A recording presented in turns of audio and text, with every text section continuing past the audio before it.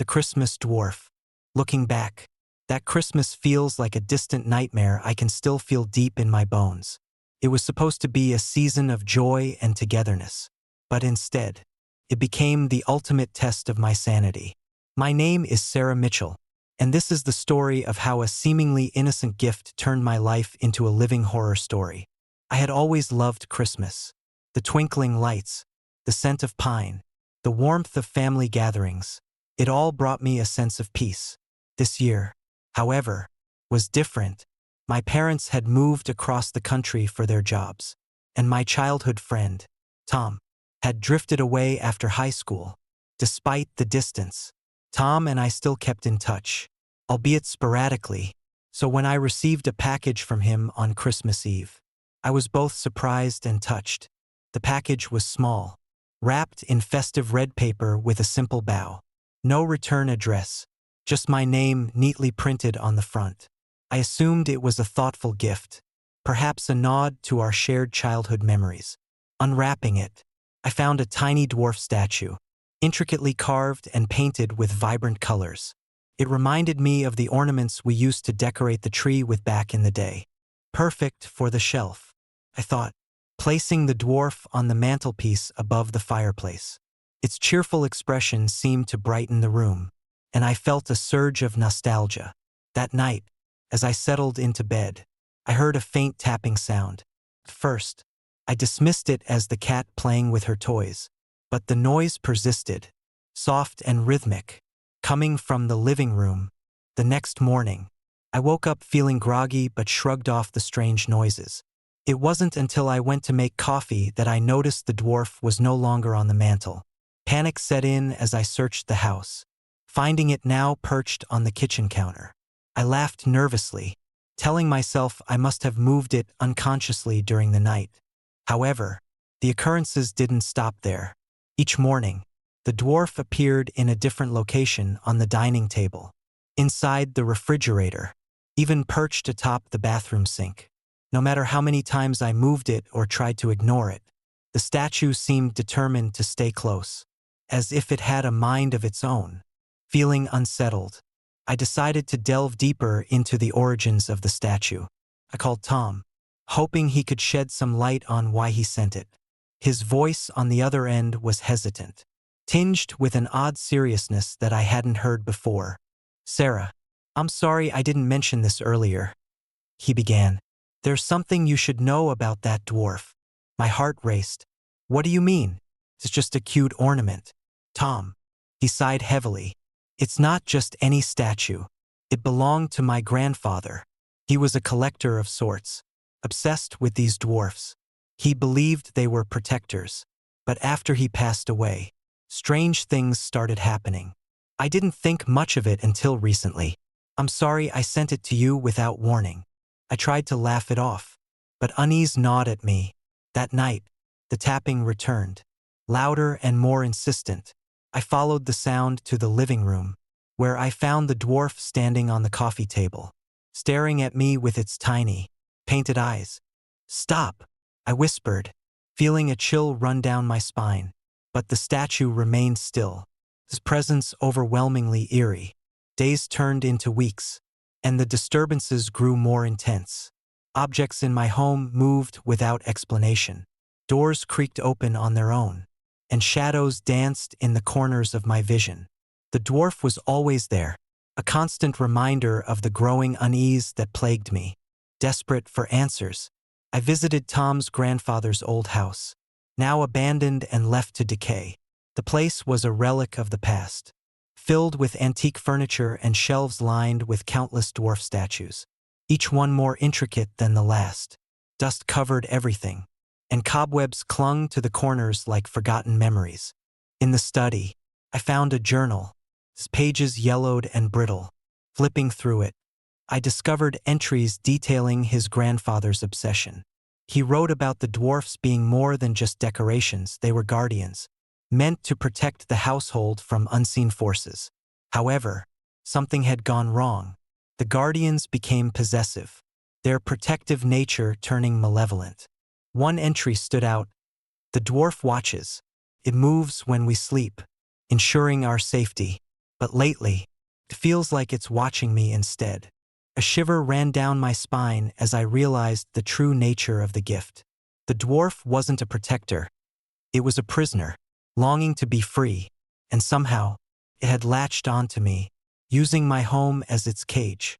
Determined to break the curse, I sought out a local historian who specialized in folklore and the supernatural. Dr. Emily Harper listened intently as I recounted my experiences, her expression grave. "These dwarfs are rooted in ancient beliefs," she explained. "They were thought to be guardians, but when mistreated or neglected, they can become vengeful spirits. The only way to appease them is through respect and acknowledgement of their presence." Armed with this knowledge, I returned home, ready to confront the dwarf. That night, I placed the statue back on the mantel, surrounded by offerings of food and a handwritten note of apology. "We mean you no harm. Please leave us in peace." The room fell silent, the oppressive atmosphere lifting slightly. I felt a sense of hope, believing that the ritual had worked. But as the clock struck midnight, the dwarf began to move once more, not just changing locations but now interacting with the environment. It knocked over candles, shattered glass, and the tapping turned into a cacophony of noises that echoed through the house. Fear clawed at me as I realized the offerings hadn't been enough. The dwarf was still restless, his presence more sinister than ever. I knew I had to delve deeper, to understand the ultimate reason behind its torment. Returning to the old house, I spent hours poring over the journal, searching for any clue that could help me. One final entry revealed the truth. The guardians are bound by the purity of their intent. Only by honoring their purpose and restoring balance can they find peace. Until then, they will seek to reclaim what is theirs. I understood then that the dwarf wanted recognition, not just as a protector but as a being with its own will and purpose. I needed to communicate, to show it that I respected its role and acknowledged its presence. That night, I sat in the living room, the dwarf in front of me. "I understand now," I said softly. "You are here to protect, and I respect that. Let me know what you need to feel acknowledged." For a moment, nothing happened. Then, the room grew colder, and the shadows seemed to recede. The dwarf stood motionless, his painted eyes meeting mine. A sense of calm washed over me, the oppressive weight lifting entirely. "You have listened," a voice echoed in my mind, gentle yet commanding. "Balance is restored. You are free to protect in peace." The statue glowed faintly, the colors vibrant and alive. Slowly, it began to shimmer, fading into a soft light that enveloped the room. When the light dimmed, the dwarf was gone, leaving behind only a lingering sense of serenity. Life returned to normal. The disturbances ceased, and the shadows no longer danced in the corners of my vision. The house felt warm and safe once more, the nightmare finally over, but the experience left an indelible mark on me, a reminder of the delicate balance between the seen and the unseen. Every Christmas since, I place a small ornament on the mantel, a gesture of respect and remembrance for the guardian who once watched over my home. It's a tradition that honors the mysterious forces that exist beyond our understanding, a way to ensure that the ultimate peace is maintained. Sometimes, late at night, I still catch a glimpse of a shadow or hear a faint tapping, but I no longer fear it. Instead, I acknowledge it, understanding that some gifts come with responsibilities we must respect. The Christmas dwarf taught me that honoring the past and the unseen can bring harmony, turning what once was a source of terror into a symbol of enduring peace. Stay vigilant, and may your holidays be filled with light and respect for the mysteries that surround us. Story number 2. Dangerous Christmas Gift. Looking back, I never imagined that a simple Christmas gift could unravel my life in the most horrifying ways. It started innocently enough, with a gesture from my best friend, Jake. Little did I know, the antique watch he gifted me would become the source of my deepest nightmares. It was a chilly December evening, the kind where the wind bites and the streets are cloaked in a soft blanket of snow. Jake and I had been friends since childhood. sharing countless memories and secrets. This year, however, he seemed different, distant, preoccupied. Despite that, when he handed me the gift, his eyes sparkled with a rare warmth that I hadn't seen in a while. "Merry Christmas, man," he said, a slight tremor in his voice. "I found this at a vintage shop. Thought you might like it." The watch was exquisite. A vintage piece with intricate engravings and a leather strap that had clearly seen better days. I admired it for a moment before slipping it onto my wrist. It felt surprisingly heavy, a solid presence that settled comfortably against my skin. "Thanks, Jake. It's perfect," I replied, giving him a tight hug before he left. That night, as I sat by the fireplace, the watch seemed to draw my attention. I wound the crown, watching the gears inside come to life. The ticking was rhythmic, almost soothing. I glanced at the time and realized it was exactly midnight. A chill ran down my spine, but I brushed it off as the winter air sneaking through the window. The next morning, I woke up with a splitting headache.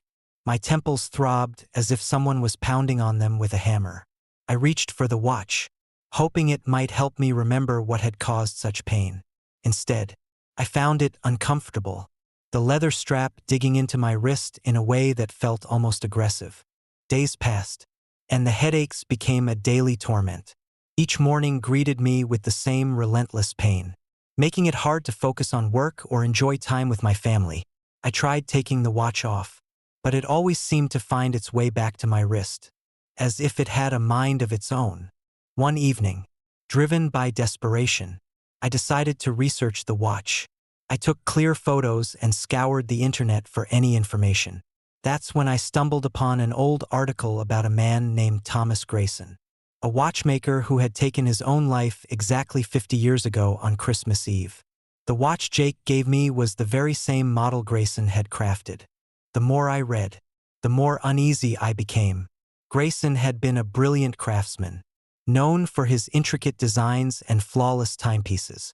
Yet, despite his success, he struggled with severe depression. On the night of his death, neighbors reported seeing him wandering the streets, muttering to himself before disappearing without a trace. As I delved deeper, strange things began to happen. The headaches intensified, now accompanied by vivid nightmares. In these dreams, I saw Grayson's workshop, cluttered with tools and unfinished watches. He would stare at me with hollow eyes, whispering incoherent phrases before vanishing into thin air. The nightmares bled into my waking life. I started hearing ticking sounds when no watch was on, feeling a constant pressure on my wrist, and seeing fleeting shadows out of the corner of my eye. My once peaceful home became a place of unease and dread. I reached out to Jake, hoping he could shed some light on the mysterious gift. When I called him, his voice was strained, tinged with an underlying fear. "I'm sorry, man. I didn't know. I thought it was just a cool antique." "Did you know about Grayson?" I asked, my voice trembling. Jake paused before answering. "Not exactly. I remember the shop owner mentioning the watch had a history, but I didn't think much of it. I just thought it was unique." Determined to find answers, I decided to visit the old watchmaker's shop, which had long been abandoned and left to decay. The building stood on the outskirts of town, its windows shattered and the door hanging loosely on its hinges. As I stepped inside, the air was thick with dust and the scent of old metal. Moonlight filtered through the broken windows, casting eerie shadows on the cluttered floor. I wandered through the remnants of the workshop, my footsteps echoing in the silence. Finally, I found Grayson's desk, covered in old papers and tools. Among the clutter was a journal, its pages yellowed and brittle. I carefully opened it. The ink faded but still legible. The entries detailed Grayson's descent into madness, his obsession with creating the perfect timepiece, and his inability to escape the shadows that haunted him. The final entry was the most chilling. "This watch is my masterpiece, a creation that binds time itself. If I cannot live without it, perhaps it will live without me." A sudden gust of wind blew through the broken window, scattering the pages of the journal. I felt a presence, a cold breath against my neck, and turned to see a shadowy figure standing at the entrance of the shop. It was Grayson, his eyes empty and sorrowful. "You cannot escape time," he whispered, his voice echoing unnaturally. "It binds us all." Terrified, I backed away, stumbling over debris as the room seemed to close in around me. The watch on my wrist tightened, and the ticking grew louder, more insistent. I knew I had to rid myself of it, but it felt like the watch was fused to my skin, an extension of my very being. Desperate, I returned home, determined to find a way to break the curse. I spoke to local historians and paranormal experts, but no one had ever heard of Grayson or the haunted watch. Frustration and fear gnawed at me, pushing me to the brink of sanity. One night, unable to bear the torment any longer, I decided to confront Grayson's spirit. I returned to the abandoned workshop, the watch still clinging to my wrist. As I entered, the air was thick with tension, the shadows deeper than before. "Thomas Grayson," I called out, my voice barely above a whisper. "I know what you did. I want to help." The room grew colder, and the shadows seemed to pulse with a malevolent energy. Grayson appeared once more, his form wavering like smoke in the wind. "Help?" he echoed, his voice hollow. "I have no one to help me." I took a deep breath, trying to steady my nerves. "You don't have to be trapped like this. Let me help you move on." Grayson's eyes softened, a flicker of hope amidst the darkness. "Time is all I have. It is my prison and my curse." I looked down at the watch, realizing that it was the key to both our fates. "Maybe we can find a way to break the bond. Let me take the watch off."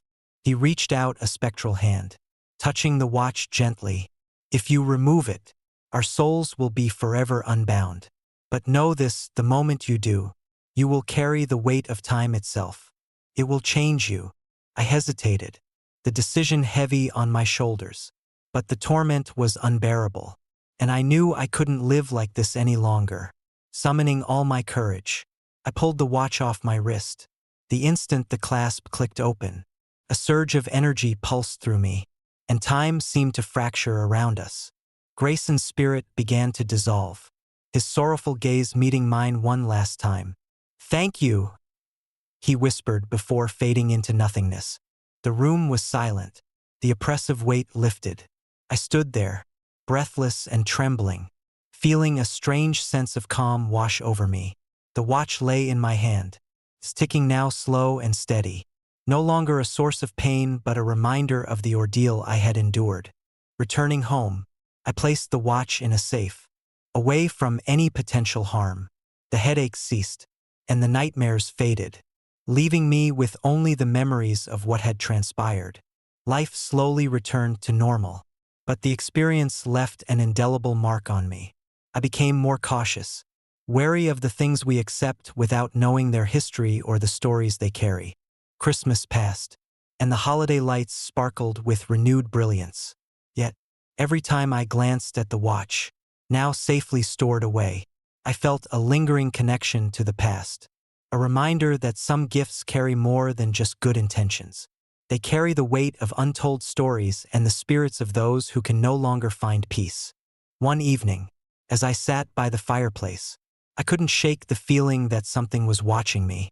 The room was quiet, the only sound the soft ticking of the watch on the mantel. I reached out, touching the glass, and saw a faint reflection, a shadowy figure standing behind me, its eyes sorrowful and filled with longing.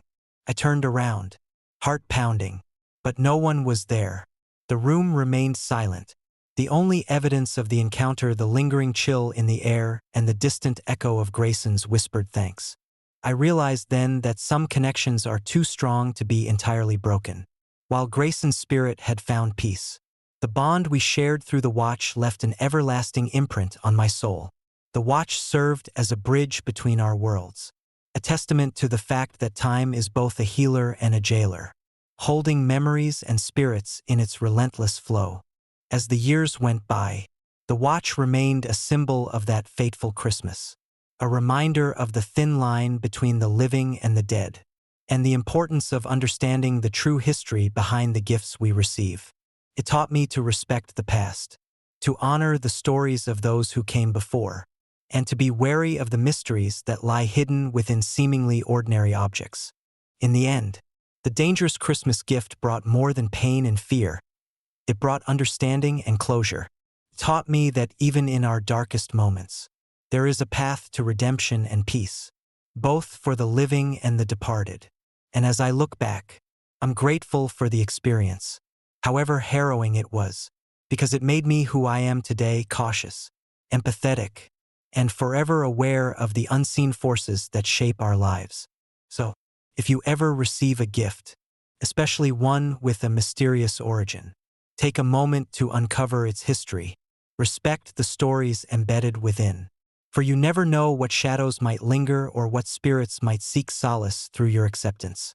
Christmas is a time of giving and receiving, but it's also a time to remember that every gift carries a piece of someone's soul, a fragment of their story, and sometimes their final goodbye. Stay safe, and may your holidays be filled with light, not shadows. Story number 3. A deadly gift from a stranger. Looking back on those days, a chill still runs down my spine, as if the eerie sounds from that night are whispering in my ear. It was Christmas, just like any other year, but everything changed the moment my wife, Emily, and I received that mysterious package. We were a young couple, 3 years into our marriage, living in a quiet suburb of a small town. Our life was simple and happy, filled with love and dreams of the future. Our house was modest, our car older than we'd like, but we were content. That contentment shattered one cold Christmas morning when a package arrived at our doorstep with no return address. The package was wrapped in shiny red paper, adorned with a bright yellow bow. There was no stamp, no name, nothing to indicate who sent it. At first, we thought it might be a forgotten gift from a friend or perhaps a neighbor's mistake. Curious and excited, we brought it inside and carefully unwrapped it. Inside was an old music box, covered in a fine layer of dust and scratches that spoke of years, maybe decades, of neglect. Emily picked it up, her fingers tracing the intricate patterns on its surface. "It's beautiful," she whispered, her eyes reflecting a mixture of curiosity and caution. I gently wound the key and opened the lid. Instead of the cheerful melodies typical of music boxes, the strange, discordant tune filled the room. The notes were uneven, almost painful to the ears, and beneath them, I thought I heard faint whispers, indistinct at first, but unmistakable upon closer listening. At first, we dismissed it as the result of a faulty mechanism. Perhaps it needed repair or cleaning, but as days turned into weeks, the whispers grew louder and more persistent. At night, when the house was silent, the whispers would seep through the walls, echoing in the dark corners of our minds. Emily and I tried to ignore it, hoping it would fade away. We researched the music box, trying to uncover its origins, but found nothing. No records of such an item, no previous owners, nothing. It was as if the box had materialized out of thin air, sent by someone we didn't know. The haunting escalated. Strange noises began to infiltrate our home. Unexplained footsteps in the hallway, doors creaking open on their own, and shadows moving just out of sight. Emily often woke up in the middle of the night, eyes wide with fear, hearing voices calling her name. I felt an oppressive presence, a weight pressing down on me, making it hard to breathe. One particularly cold Christmas Eve, the atmosphere in our house was thick with tension. We sat by the fireplace, the glow of the Christmas tree casting long, dancing shadows on the walls. Suddenly, the music box began to play on its own, the dissonant tune filling the room once more. This time, the whispers were clearer, pleading, "Help us." They seemed to say, "Don't leave us here." I glanced at Emily, her face pale and eyes haunted. "We need to get rid of it," I whispered, a sense of urgency gripping me. We decided to bury the music box in the backyard. hoping to sever whatever connection it had to our lives. Under the cover of darkness, we dug a shallow grave and placed the box inside. We thought that would be the end of it. But the next morning, the box was back on our doorstep, just as mysteriously as it had appeared. Panic set in. We couldn't escape it. Every attempt to hide it, dispose of it, or destroy it only made the hauntings worse. The house felt like a living entity, constantly reminding us of the presence we couldn't see or understand. Our once peaceful home had become a nightmare we couldn't wake up from. Desperate for answers, I delved into research, scouring old newspapers, online forums, and local archives. That's when I found the story of the Whitaker family, a family who had vanished without a trace one Christmas season a few years prior. The Whitakers had been a young couple with 2 children, known for their warmth and community spirit. But one snowy December, they disappeared, leaving behind their home and all their possessions, including a similar music box. According to the articles, neighbors had reported strange noises and eerie lights emanating from their house before their disappearance. Some speculated about supernatural involvement, while others believed it was a case of foul play. The truth was never uncovered, and the case remains unsolved to this day. Connecting the dots, I realized that the music box we received was the same one that belonged to the Whitaker family. It seemed to carry the weight of their unresolved fate, their voices trapped within its mechanism, reaching out for help. It became clear that the box was more than just an object. It was a conduit for restless spirits, a beacon for tragedy. The realization hit me like a cold wave. The music box wasn't just haunting us. It was tied to the Whitakers' disappearance, their untimely end. It was as if their souls were bound to the box, unable to move on. And now, they were pulling us into their story. Emily and I knew we had to find a way to free ourselves and the spirits attached to the box. We reached out to local historians, paranormal experts, and even a few mediums, hoping someone could help us break the curse. Most dismissed our concerns as mere stress or hysteria, but one old librarian, Mrs. Henderson, took our story seriously. Mrs. Henderson had a reputation for knowing the town's darkest secrets. She listened patiently as we recounted our experience, then led us to a forgotten section of the library where old records and diaries were kept. Together, we sifted through decades of documents, searching for any clue that could explain the mystery of the music box and the Whitaker family. We discovered that the Whitakers had hosted a Christmas party the night they disappeared. Among the guests was a man named Victor Blackwood, a reclusive antique collector known for his obsession with rare and cursed objects. It was rumored that Victor believed certain items held the key to immortality, and he was willing to go to any lengths to obtain them. On the night of the party, Victor had brought an array of peculiar artifacts, including the very same music box.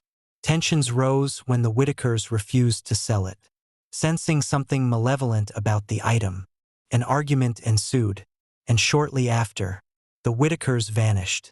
Some say Victor performed a dark ritual, trapping their souls within the music box to preserve their essence forever. Armed with this knowledge, Emily and I decided to confront the source of the haunting.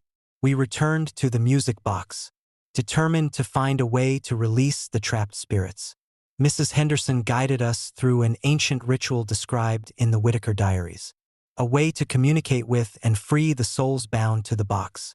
On the next full moon, we gathered in our living room, the music box at the center. Following the instructions, we began the ritual, chanting the incantations and focusing our intent on freeing the spirits. The air grew thick with energy, and the room seemed to tremble as the box began to play once more. The whispers intensified, forming coherent words pleading for release. Shadows danced around us, and a cold presence enveloped the room. We pressed on, our voices steady despite the fear gripping our hearts. Finally, with a burst of light and a deafening silence, the music box stopped, the oppressive weight lifted, and a sense of peace settled over us. We had done it. The spirits were free, their restless souls no longer bound to the cursed music box. the hauntings ceased, and our home returned to its peaceful state. However, the experience left an indelible mark on us. We learned that some gifts come with a price, and not all mysteries are meant to be uncovered. Months passed, and life gradually returned to normal. Yet, every Christmas, we would glance at an empty spot where the music box once lay, a reminder of the darkness we had faced and the resilience we had found within ourselves. The Whitaker family's story became a cautionary tale in our town, a reminder to be wary of gifts from strangers and the secrets they may hold. Sometimes, late at night, I still hear faint melodies drifting through the air, but they are gentle, almost comforting. I like to think that they are the echoes of the freed spirits, finally at peace, grateful for the release we provided. And as for the music box, it remains lost, perhaps waiting for another unsuspecting soul to uncover its deadly secret. If there's one thing I've learned from this ordeal, it's to be cautious of the unknown and to respect the boundaries between our world and the supernatural. Gifts from strangers can bring joy, but they can also bring nightmares. So, if you ever receive something mysterious, take a moment to question its origin, and never hesitate to seek help if things go terribly wrong. Because in the end, some gifts are better left unopened, their secrets buried deep where no one can ever find them again.